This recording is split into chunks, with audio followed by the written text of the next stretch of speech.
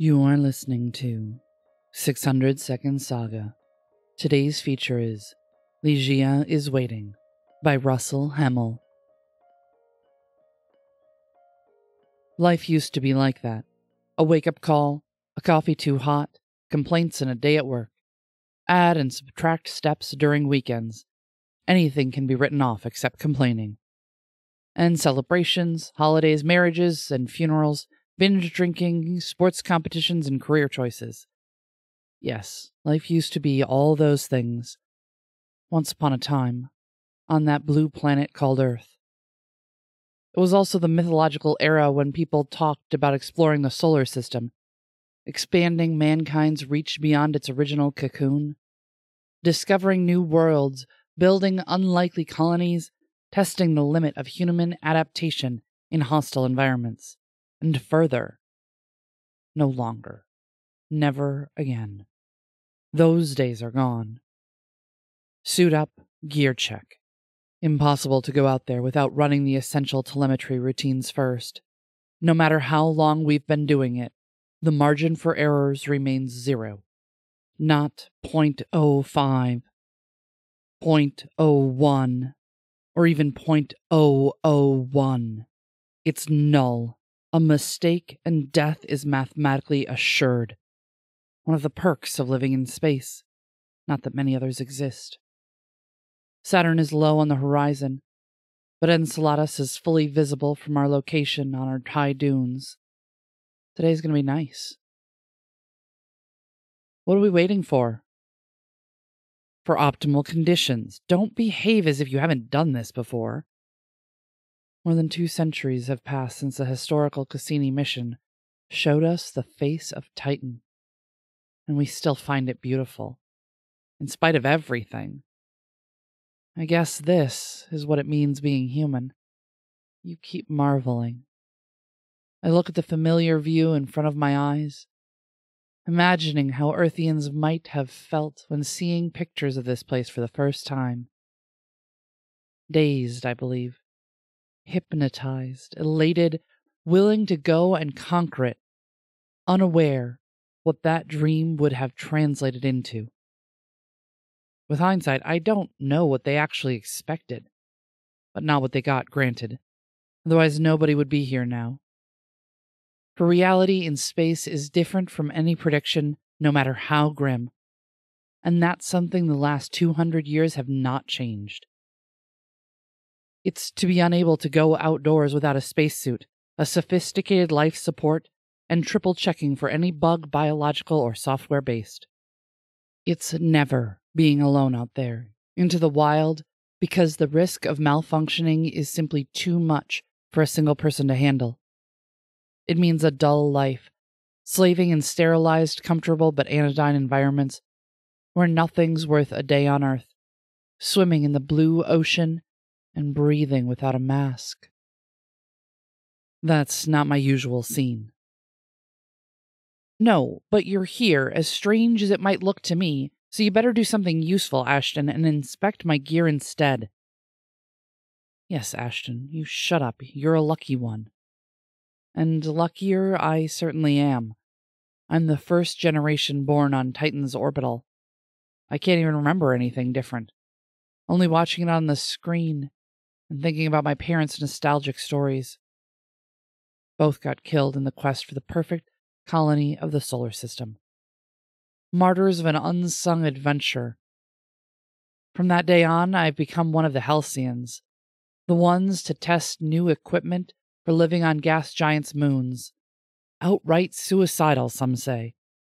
But this is what I do best. And the boredom I feel at times is nothing compared to the desperation I observe in the eyes of my friends. Always indoors, living like underground rodents without ever seeing daylight. Yet longing for the planet I've never seen with my own eyes, and I belong to nevertheless. Never leaves me, nor leaves them. Temperature check. Cold as usual. Make sure your isolation layer works, Leah. Ha ha. I'd already have been frozen as a big blue freaking Uranus otherwise. Amen. I checked mine too. Lady's right, but gliding doesn't help either. As an engineer, I know that the moment we're going to launch is the most trying for materials, and I prefer having no surprises. Gale force check. Done. Winds regular and no pattern inversion for the next 2 weeks. Smashing. Possibility of rain? Nope. That's just part of the safety routine. We knew it in advance. Nobody would risk gliding out on the methane seas during the wind shifts that happen twice a year. They change the shape and dimension of the sand dunes. And even less with rain, as rare as it can be. These days everybody remains indoors, and the hell with boredom too. You said it before, Ashton, that's not your scene. Why have you accepted to come? I decided to give it a chance. I thought you were too serious for that. You make it sound like a contagious disease. Maybe it is. Your girlfriend must be worried. I've no girlfriend. Oh, you don't? No. Fancy taking the risk? Are you asking me out? If we survive today, I might do it. If we survive today, I might accept. We touch each other's hands. In that award-winning suit that leaves no room for tactile sensation. I can only imagine Leah's soft skin under my fingers. That's pleasant nonetheless. But it's a fleeting instant, and my attention is grabbed again by the view. She read me well. I do it for a living, not for entertainment. One wrong thing here, and you die. That's not my idea of fun. But if this is the only kind of fulfillment I'm able to experience, well, maybe it's the moment to change. I admire the vid flumia that flows toward the sea in a beautiful estuary. Peaceful. An Earthian would mistake it for water and try to dive into it. We know better. She looks at me, reading my mind. I see only her eyes, but I know she's smiling. Conditions are perfect. Let's go. Ligeia is waiting. We strap our graphene wings onto the exoskeleton, securing their joints to its shining structure. A gust of wind blows from the east, producing a sibilant sound. Spreading our wings like a weird Archaeopteryx, we look at the abyss and dive head down into the methane basin. Upward currents lift us for several hundred meters before we start gliding, spiraling along in concentric circles. And then up again in a whirling dervish dance. Our paths meet and cross while we head toward the far corners of Ligeia Mare. Saturn's rings shine in all their majesty, while the transit of Enceladus casts a round, dark shade on the sea's surface.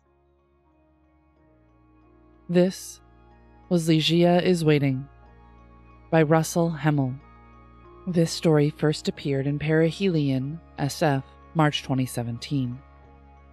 Russell is a statistician and social scientist from the UK, passionate about astrophysics and speculative fiction. Recent stories in Helios Quarterly Magazine, Not One of Us, Third Flatiron, and others. Finalist in the Canopus 100 Year Starship Awards 2016 and 17. Website earthandhivemind.net. Check our show notes for links. Music is provided by Mads. Learn more about 600 Second Saga, our authors, how to submit your flash fiction, and how to support the podcast in the show notes. This has been Mariah Avix and 600 Second Saga.